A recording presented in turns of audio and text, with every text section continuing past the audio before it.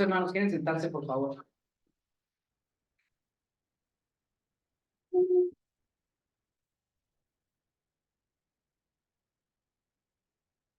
El tema de hoy lleva por título Amigo de Pecadores y parecería ser que de entrada ya tenemos el mensaje, ya no habría mucho que aumentar a él, porque si estamos aprendiendo de Jesús, bueno, ya el mismo título que se le adjudica tendría mucho sentido para nosotros, pero espero que empecemos de una manera un poquito diferente. Mateo 11, 18 al 19 nos narra esta historia. Vamos a leerla desde ese espacio. Pero primero me gustaría decirles que esta no era una definición, ni Jesús se asignó a él, se adjudicó el título yo soy amigo de pecadores. En realidad es una acusación de los fariseos. Y estos fariseos lo hacen, este título, como una crítica a Jesús. ¿Okay? Pues están burlando de Jesús, están demeritando su trabajo como rabí. Ellos están decepcionados de que alguien se diga maestro de la ley y sea amigo de pecadores. ¿Okay? Entonces, en este sentido, es como lo vamos a ver. Primero, ser amigo ser amigo de pecadores debe estar mal. Primero, vamos a recordar lo que dice el Salmo 1. ¿Alguien lo recuerda? Bienaventurado el varón que no anduvo en consejo de malos, ni estuvo en camino de pecadores, ni en silla de escarnecedores se ha sentado, como se sienta a comer con publicanos y pecadores. El Salmo 1 nos recuerda que el bienaventurado es aquel que no se sienta en la mesa de los pecadores. ¿Y Jesús dónde estaba? Sentado en la mesa de las pecadoras y de los publicanos. Entonces es un choque muy fuerte para los fariseos, porque si yo recuerdo que la ley nos dicta que él, si es maestro, no debería de estar sentado aquí. ¿Quién tenía la razón? Jesús. Lucas, capítulo 1, verso 15. Recuerda, Lucas, la profecía de Jeremías que habla del Mesías diciendo, él será grande, no beberá ni vino ni sidra. Así que los maestros de la ley decían, ¿cuál es una de las profecías mesiánicas? ¿De qué va a tratar? Él decía, bueno, pues que nacerá en Belén, será de Nazaret, será de la Virgen, nacerá un hijo y nos será llamado Rey de Reyes y Señor de Señores. Y hay otra por ahí en Jeremías que dice que va a ser grande, que no beberá ni vino ni sidra. ¿De qué acusaban a Jesús en esas fiestas con los publicanos y las pecadoras? Bueno, sí, aquí, ahí está bebiendo vino con todos. ¿Cómo es posible? Entonces no es Mesías. Y el último detalle lo vamos a sacar en Hebreos 7, que ya es posterior a la vida de Jesús y ya es narrado por un escritor neotestamentario. ¿Qué va a decir Hebreos 7, 27? Él es santo, sin maldad y sin mancha. Y no alcanzan a leer, ¿verdad? Dice ahí, apartado de los pecadores. La cita que el Nuevo Testamento hace acerca de Jesús con respecto a su relación con los pecadores es apartado de los pecadores. Entonces, ¿sí amigo de pecadores o apartado de los pecadores? Si era bueno que él compartiera la mesa y bebiera vino con ellos, o estaba faltando a la profecía, o es bienaventurado porque se sienta en la silla de los escarnecedores, o no debería ser bienaventurado porque está ahí. ¿Se entendió ya lo que quiero decir? Si era una crítica. Ahora, ¿quién tendría la razón? Los fariseos demeritaban su ministerio por su acercamiento a publicanos y pecadores. Y les tengo una pregunta. A lo mejor si apagamos la luz se vería un poquito. ¿Me ayudan? ¿Quién tenía razón, hermanos? ¿Quién tenía razón? Comprométanse, por favor. Jesús. Jesús tenía razón. Entonces, todo lo demás que decía la Biblia no era una alternativa de sí o no. ¿Hace poquito? Tampoco. Bueno, lo voy leyendo con ustedes. Yo creo que los fariseos tenían razón.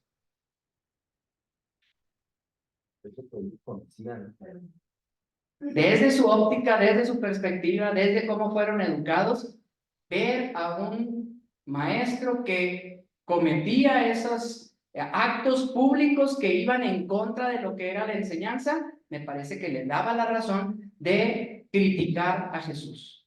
Ahora vamos a ver qué dice. ¿Cuál sería nuestra postura si nosotros estuviéramos en ese momento? Acá tengo unas preguntas más. ¿Cuál es la actitud del cristianismo tradicional hacia los grupos catalogados como pecadores? Homosexuales,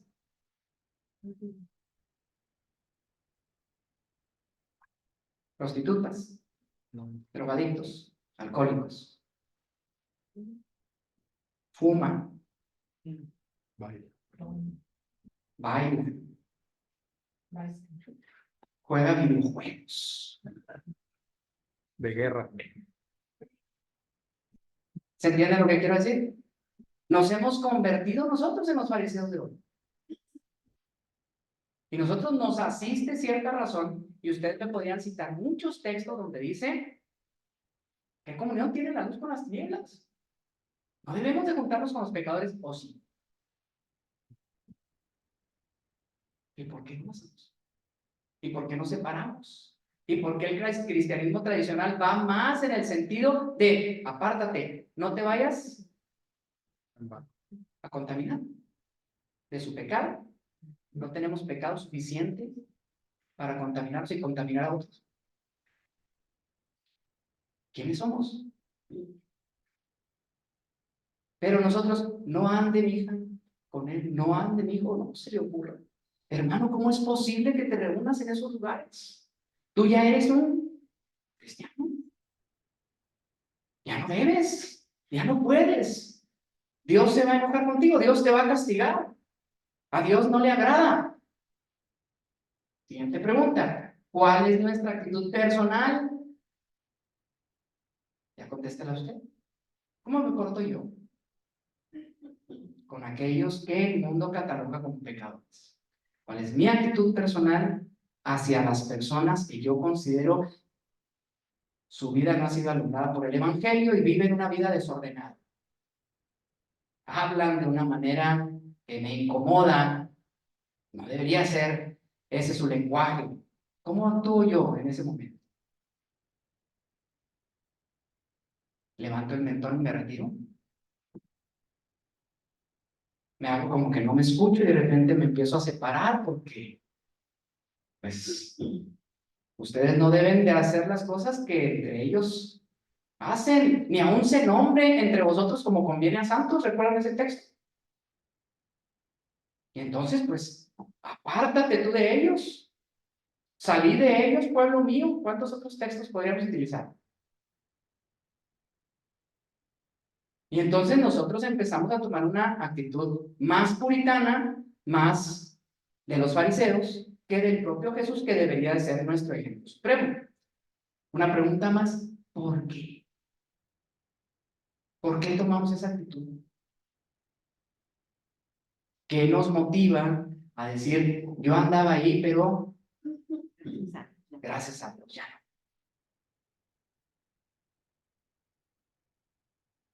¿Cuál es nuestra motivación? ¿Creernos mejor que los demás? ¿Por qué? ¿Por qué no nos reunimos? ¿Porque tenemos tan poca seguridad de nuestra salvación que creemos que vamos a caer? ¿Son difíciles las respuestas? Pero quizás no ando ahí y sería bueno llevarlo de tarea y decir, ¿por qué? ¿Tengo rechazo hacia ellos? ¿He generado una animadversión, un repudio hacia aquellos que no piensan como yo? Porque incluso catalogamos de pecadores solamente aquellos que no comparten nuestras ideas. Bueno, pues vamos a ver qué hizo Jesús y por qué, qué fue declarado amigo de publicanos y pecadores. ¿Cuál era la verdadera razón de Jesús? ¿Cuál era la razón de fondo de Jesús de ir a sentarse en la mesa de los escarnecedores? Jesús no se sabía el Salmo 1. ¿Por qué bebía vino y sidra? ¿Qué no fue él el que inspiró la profecía que decía, él será bueno y no beberá ni vino ni sidra? ¿Por qué no bebe? Bueno, pues vamos a ver algunas posibilidades. ¿Sería que él quería ir en contra de la ley? Ahí tengo dos posibles respuestas. De ninguna manera, porque él dijo, no vengo a abrogar la ley de los profetas, sino vengo a darle su verdadero cumplimiento. ¿Ok? La segunda razón es que lo que quería es darle verdadero sentido a la ley. Aquí voy con los demás, elevado conocimiento aquí en la iglesia. ¿Cuál es el verdadero sentido de la ley? ¿Nos salvaremos a través de la ley? Ninguna carne se justificará cumpliendo la ley. Entonces, la ley se convierte ¿en qué? ¿Cuál es el propósito de la ley? Una guía. Dice la escritura en Hebreos muy bonito, dice, la ley fue como una pilmama, la ley es como una niñera, como una tutora, una institutriz que nos toma de la mano y nos lleva hasta Cristo. ¿Cómo es que sucede eso? Cuando yo conozco la ley descubre qué tan pecador soy. Cada vez que conozco un mandamiento más, tacho más mi vida y digo, ¿cuánto me falta por alcanzar la perfección de Dios? Entonces digo, sé propicio a mí, pecador. ¿Quién me quitará este cuerpo de pecado que cada día sé está más lejos de ti? Y entonces me agarra de la manita y me dice, tu única salida es que es tu Salvador. Amén. Amén. Eso es lo que quería Jesús. Lo que quería era cumplir verdaderamente la función de la ley, que era salvar ¿a quiénes? A los pecadores. Por eso los siguientes textos lo reafirman. Lucas 19:10 dice, yo no vine a buscar sino a las ovejas perdidas de la casa de Israel. Vino a buscar y a salvar lo que se había perdido. Lucas 5:32 dice, los sanos no tienen necesidad de médico, yo soy el médico que los puede curar. Y entonces vine a buscar a los enfermos, no a los sanos, no a los justos. Vine a llamar a los pecadores al arrepentimiento. Entonces, esa era la intención de Jesús. Se acercaba a quienes necesitaban este mensaje. La ley no era para quienes creían no infringirla, sino para aquellos que sabían que no podían cumplir con ella, porque entonces no sabían qué hacer y la ley les iba a decir que necesitaban un Salvador. Solo aquel que reconoce profundamente su pecado se acerca a Jesús para pedir perdón. Y eso era lo que Jesús quería, darles esa oportunidad a las ovejas perdidas de la casa de Israel, a salvar lo que se había perdido, a llamar pecadores al arrepentimiento. Y recuerdo a uno de los hombres más ejemplares de la historia del cristianismo decir, de los cuales yo soy el único. Cuando hablaba del arrepentimiento a los pecadores, el apóstol Pablo decía de ellos, yo me considero el más grande de todos los pecadores. Bueno, ¿qué hizo Jesús para ser llamado amigo de pecadores? Pues lo que hace un amigo. ¿Qué hace un amigo, hermanos? Lo leemos ahí. Acepta sin crítica, ¿cierto? Piensa en un buen amigo. ¿Su buen amigo qué hace? Lo acepta, lo recibe, no lo critica, lo comprende, lo entiende, quizás le sobrelleva sus errores, ¿verdad? Bueno, lo segundo que hace un buen amigo es hacerlo sentir bien y cómodo con él. ¿Eso hace un buen amigo? Te la pasas suave con él, por eso quieres estar con él. ¿Qué hacía Jesús?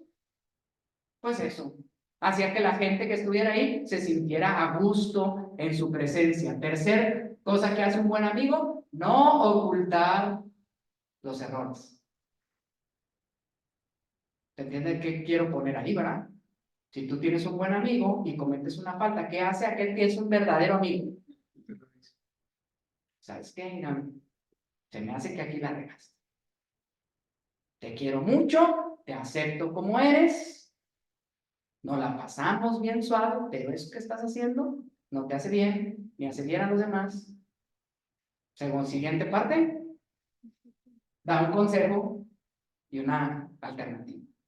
Yo creo, porque te quiero mucho, que lo que tú deberías hacer sea esto. O sea, no consiente el pecado, ¿verdad? Jesús no dijo a la mujer pecadora, estos no tienen derecho a juzgarte, tú síguele. ¿Qué le dijo a la mujer pecadora? Vete y no peques más. O sea, reconoció que estaba mal. Y a la mujer del pozo de Samaria, cierto lo que dices, no tienes marido, porque 5 has tenido y el que está ahorita contigo no es tu marido. me parece que eres un profeta, me descubres mi pecado. Y entonces, ¿qué hizo? Se acercó y platicó con ella. Y le dio una alternativa, un cambio para su vida. ¿Qué más hace un amigo? Acompañar cercanamente.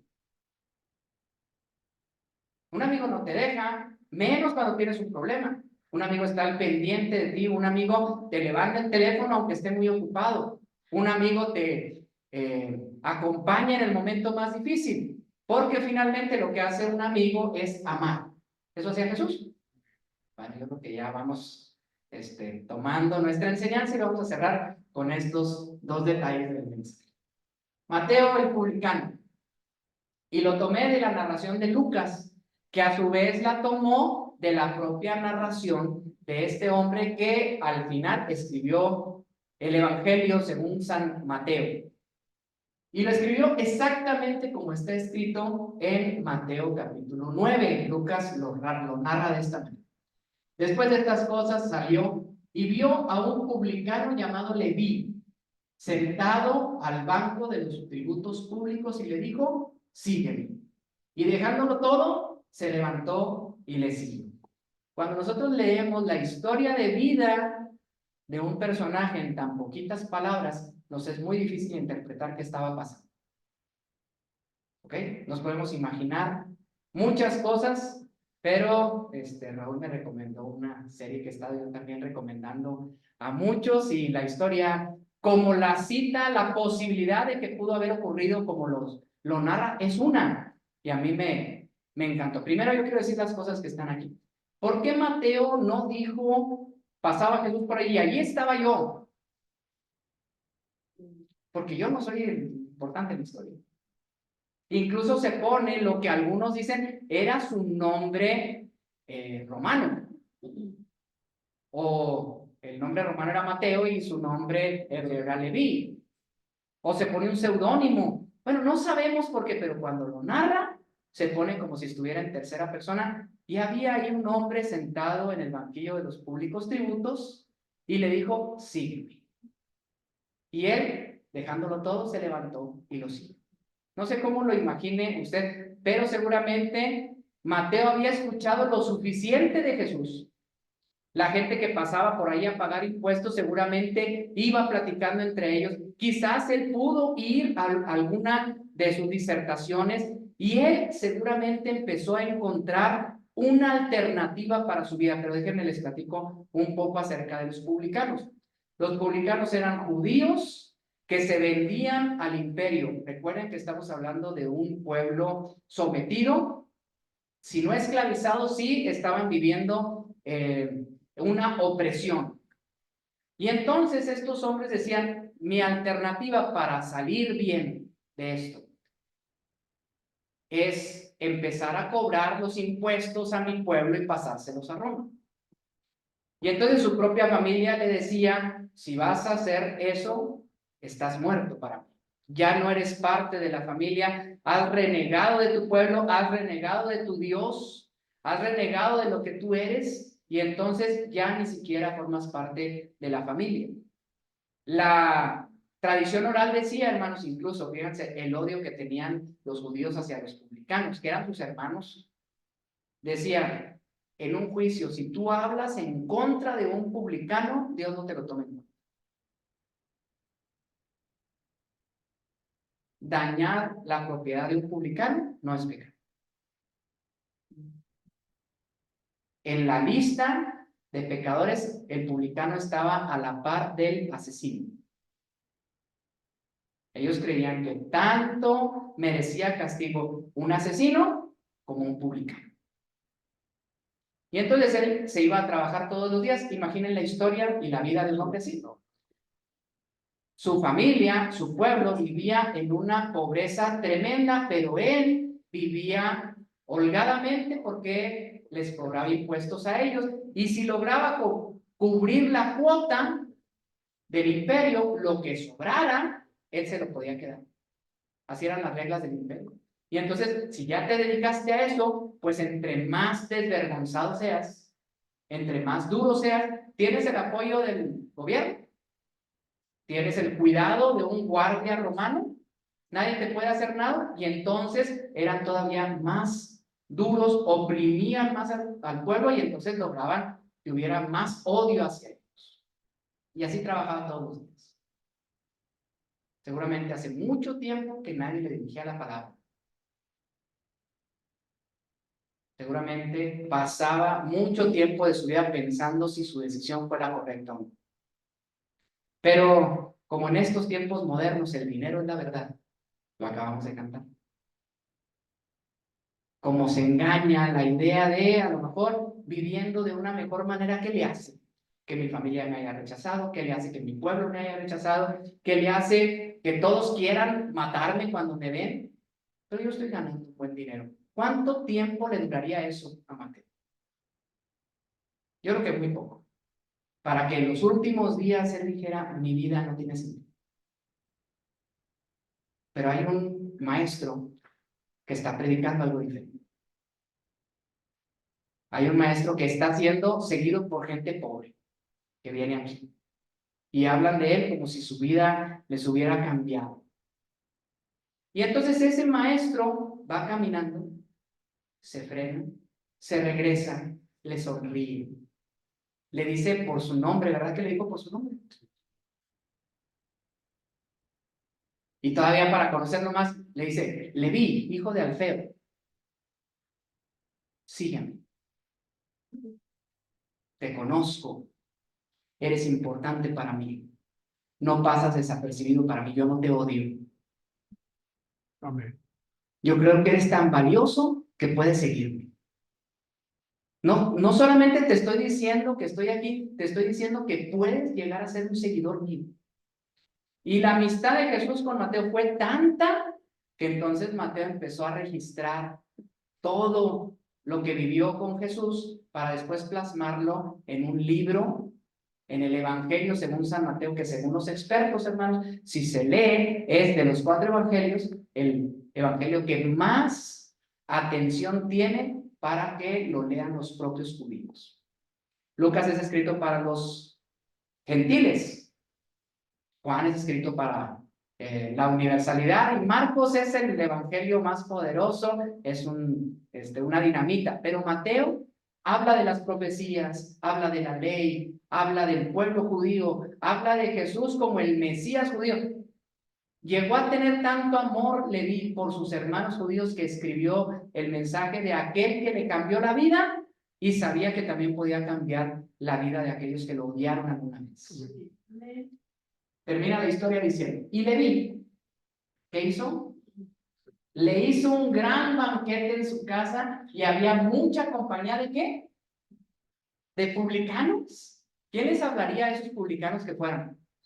Pues el propio Leví les empezó a decir, este hombre nos acepta, este hombre trae el verdadero mensaje del evangelio para nosotros. Estaba llena su casa de publicanos y de otros que estaban a la mesa con ellos. Y los escribas y los fariseos murmuraban contra los discípulos diciendo, ¿por qué coméis y bebéis con publicanos y pecadores? Respondiendo Jesús les dijo, los que están sanos no tienen necesidad de médico, sino los enfermos. No he venido a llamar justos, sino a pecadores al arrepentimiento. Y ahí es donde los escribas y fariseos le critican dándole el nombre de amigo de pecadores.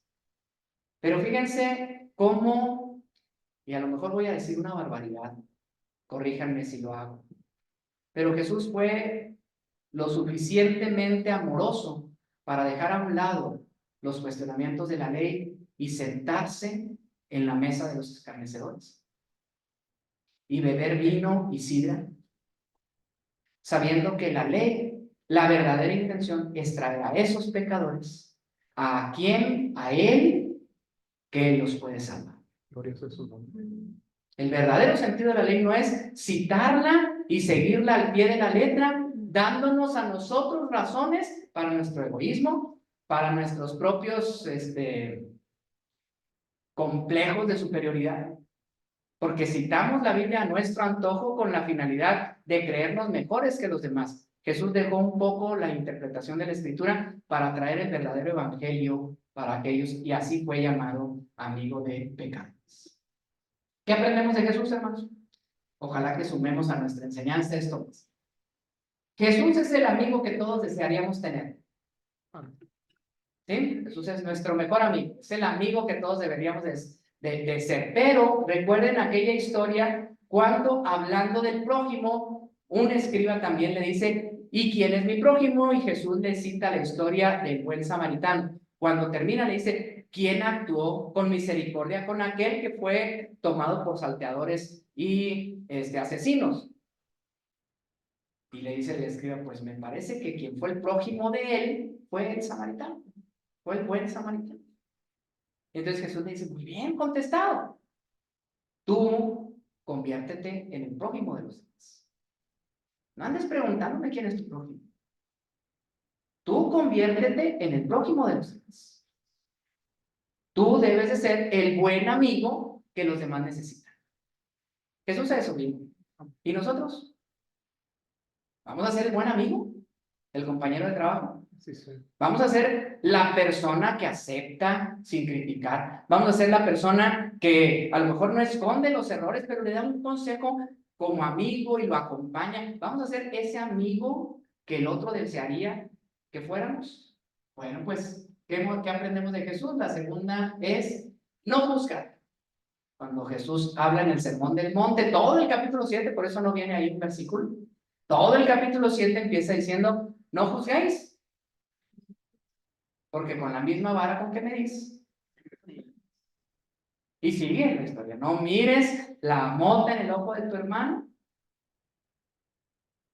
Primero quítate. ¿Lo repito? ¿Quiénes son los pecadores? Yo soy el primero. Yo soy más condenable porque yo sí sé. Y aún así fallo. A mí me alcanzó la luz del evangelio y aún así peco. ¿Cómo puedo juzgar al otro que no sabe? Lo hace porque no sabe. Y no sabe por culpa mía. Porque yo no he tenido el amor con él para llevarle el evangelio. Escuché una frase que me encantó, hermanos, y se las regalo. Dice, Dios recibe no al que peca menos, sino que al que se arrepiente más. No es porque pequemos menos, es porque somos más conscientes de nuestro pecado y todos los días le pedimos al Señor que nos perdone. Y es por su gracia y no es por nuestras acciones. Así que si nosotros estamos fallando, debemos decirle al Señor, Señor, te bendigo por tu gracia que me alcanza. Perdóname. O somos la historia del fariseo, que entramos al templo y levantamos las manos y decimos, Señor, gracias que no soy como esos pecadores que están allá. Que aquellos pecadores que están allá se hincan, golpean su corazón y dicen, sé propicio a mí, pecador. Te aseguro, le dijo Jesús, que sale más perdonado ese publicano que estaba ahí que el fariseo que tiene los primeros asientos en el templo. No juzgar. Siguiente, debemos amar al pecador, no consentir con su pecado, no compartir el pecado, pero amar al pecado. Voy a platicarles de una situación que acaba de ocurrir. No sé qué tan, una situación tan personal. Si ahora que hay redes sociales, tengo miedo que vaya a escucharte las personas involucradas, pero bueno, lo voy a hacer con todo cariño. Viajamos con los muchachos a un evento de la escuela y uno de ellos tuvo una conducta abiertamente homosexual. ¿Y cómo los acomodamos en las habitaciones? Y la mamá de uno de los que acompañaban se acerca y dice, ¿cómo están acomodadas las habitaciones? Porque mi hijo no va a compartir. ¿Qué hacemos? Pues lo que podemos hacer es, yo los puse así, incluso no están compartiendo una cama, están en camas separadas, es una buena persona, es un chico educado, es un chico respetuoso, y su orientación sexual, yo la respeto. Y respeto también que usted tenga su punto de vista. Si quiere puede quedarse en la habitación de otros dos muchachos, se quedan tres aquí y él solo en la habitación. Pues sí. Y yo respiré profundo y dije, ¿qué va a sentir él? Quedándose solo en la habitación sabiendo que sus compañeros lo estaban rechazando. Son decisiones muy difíciles. Pero fíjense lo que es, me acerco con otro de los muchachos y le digo, ¿tendrías alguna dificultad? No, es mi amigo. Y salvó la historia a alguien que no juzgó, alguien que no criticó, alguien que se abrió a la posibilidad de decir, yo puedo ser el amigo de él. No comparto su inclinación, no comparto sus ideas, pero él no merece esa situación. Yo tengo que ser su amigo. Y entonces lo que decimos, amamos al pecador, no consentimos con el pecado. Bueno, dice de Jesús que no fue hallado pecado en su boca. Él no compartió el pecado, pero siempre no tuvo empacho de que dijeran, eres amigo de pecadores. Yo creo que era algo con lo que él se sentía halagado. Y finalmente, hermanos, ¿qué aprendemos de Jesús? Ir a ellos, no escondernos de ellos. El mismo Sermón de la Montaña dice, de nosotros ustedes son la luz del mundo. ¿Y qué más dice respecto a la luz? No se enciende una luz para ponerse debajo de la cama, sino sobre el candelero para que alumbre a todos los demás. Entonces, ¿para qué el Señor nos ha dado su luz, hermanos? Para ir a ellos, para salir de este lugar y convertirnos en ese amigo de pecadores que Jesús sería si estuviera aquí. Y mi pregunta es, ¿está Jesús aquí? ¿En dónde? Corazones. En cada uno de nosotros. ¿Le gustaría ser amigo de los pecadores a Jesús? Pues ahora el único vehículo que Jesús tiene son sus manos, sus pies, su corazón, para abrazar, para caminar, para entender, para aconsejar a aquel que necesita de un buen amigo. Ojalá que el Señor siga haciendo su obra a través de nosotros. Dios les bendiga.